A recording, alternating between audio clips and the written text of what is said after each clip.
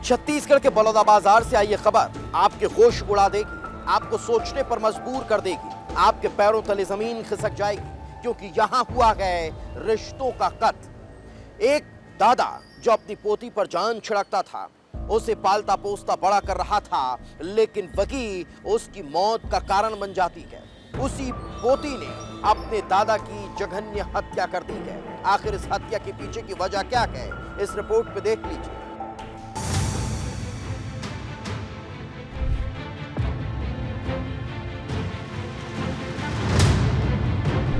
तारीख 12 अगस्त, जगह अमेरा बलौदाबाजार, वारदात हत्या। छत्तीसगढ़ के बलौदाबाजार का छोटा सा गांव अमेरा। दोपहर का वक्त हो रहा था। बच्चे स्कूल गए थे। लंच का वक्त था। बच्चे घर लौट रहे थे। गांव के ही पुरुषोत्तम यादव की पोती भी लंच के लिए घर आई थी। सोचा था दादा के साथ खाना खाकर वापस स्कूल जाएगी, लेकिन जैसे ही उसने घर में कदम रखा तो चीख निकल गई। उसके पैरों तले जमीन खिसक गई, क्योंकि सामने पड़ी थी उसके दादा पुरुषोत्तम यादव की लाश। आसपास खून बिखरा हुआ था। सन्नाटे में उसकी चीखें गूंज उठी, क्योंकि कोई बड़ी ही बेरहमी से पुरुषोत्तम यादव को मौत के घाट उतार गया। चेहरे पर कुल्हाड़ी से इतने वार किए गए कि देखने वालों की रूह कांप उठी। स्कूल 10 बजे गए, हम 12 बजे स्कूल से आए हैं। तो दरवाजा खुला रही से, उसके बाद में अंदर में गए तो मोर दादा खून से लथपथ जमीन में पड़े रही से। ओकर बाद में मोर दादा मतलब कि मोर चाची मन के पास आए हुए हैं। ओकर बाद मोर चाचा कर कॉल करी सब। दिन दहाड़े घर में घुसकर पुरुषोत्तम यादव की हत्या की खबर गांव में आग की तरह फैल चुकी थी। हर तरफ सनसनी फैल गई। घर के सामने लोगों की भीड़ जुटने लगी।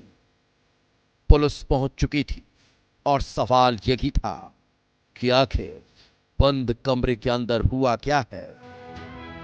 सुबह 10 बजे जब पोती घर से गई थी, तब सब कुछ ठीक था। तो 2 घंटे के बीच में ऐसा क्या हुआ? सवाल जहन में कौंध रहे थे। पुलिस हैरान थी, क्योंकि पुरुषोत्तम की किसी से कोई पुरानी रंजिश की बात भी सामने नहीं आ रही थी। वो घर में सिर्फ अपनी 2 पोतियों के साथ ही रहता था। पूरा परिवार रायपुर में था।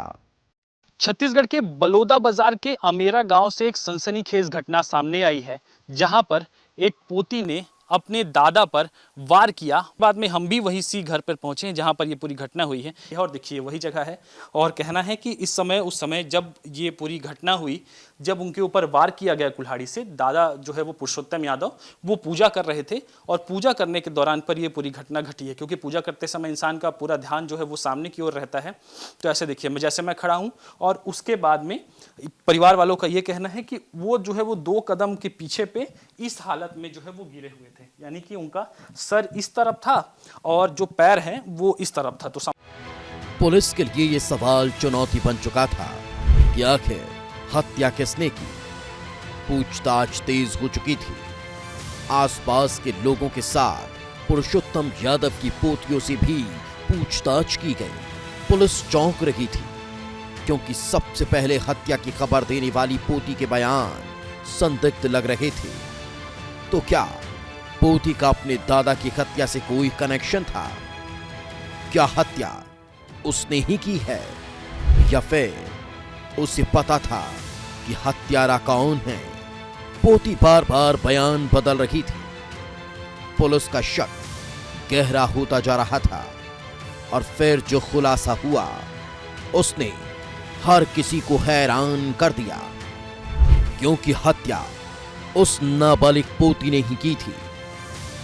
नाबालिग ने ही कुल्हाड़ी से वार कर अपने दादा को मौत के घाट उतार दिया था। उसने बताया कि जो उसके मृतक है, बार बार फोन पे बात करने से, कोई भी काम करने में बार बार टोक करते थे, उसको रोक टोक करते रहते थे। इसके चलते उसने गुस्से गुस्से में होकर आकर उसकी हत्या कर दी। आखिर ऐसा क्या हुआ कि जिस पोती पर दादा जान छिड़कता था उसी पोती ने जान ले ली? आखिर ऐसी क्या नफरत थी कि दादा को मौत दे दी गई, जबकि वही दादा अकेले रहकर अपनी पोतियों को पढ़ा लिखा रहा था। पूछताछ चल रही थी और परत दर परत हर रहस्य से पर्दा भी उठता जा रहा था। 9वीं क्लास में पढ़ने वाली पोती काफी ज्यादा मोबाइल चलाती थी। स्कूल से आने के बाद वो देर रात तक मोबाइल पर बातें करती थी। पुरुषोत्तम यादव को पोती का ज्यादा मोबाइल चलाना खटकता था। पुरुषोत्तम अक्सर उसे मोबाइल चलाने पर डांटता था। घटना से पहले भी नाबालिग फोन पर किसी से बात कर रही थी। दादा ने उसे मना किया और डांट दिया। पोती अंदर ही अंदर गुस्से से धधक रही थी। वो अपने दादा से जैसे बदला लेना चाहती थी। उसने अपने दादा को रास्ते से हटाने का फैसला कर लिया।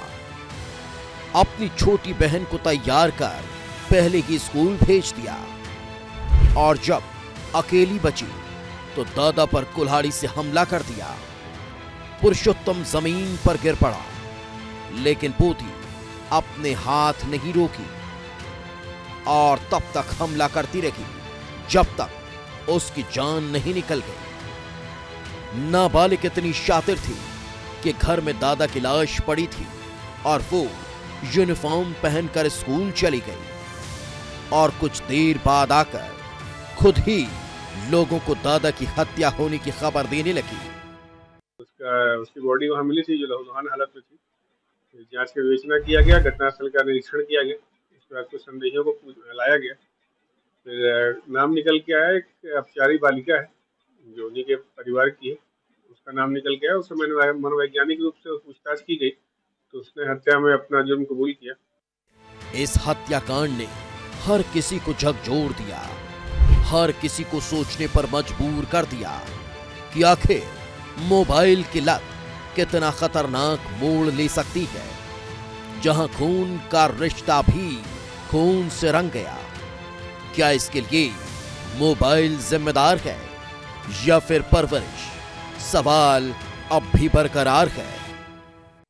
ऐसी बात है, जब कोई बच्चा ज्यादा मोबाइल चलाता हो तब बड़े बुजुर्ग उसको कहते हैं कि मोबाइल साइड रख दीजिए, और ऐसा ही हुआ होगा कि दादा ने भी पोती को कहा होगा, लेकिन उसी बात पर पोती को गुस्सा आ गया और गुस्सा इतना बढ़ गया कि वो जो है वो दादा को कुल्हाड़ी से वार करने लगी और जिसके कारण पुरुषोत्तम यादव की मौत जो है वो हो गई है। कैमरा पर्सन किशन के साथ रोहित मिश्रा, विस्तार न्यूज़, रायपुर।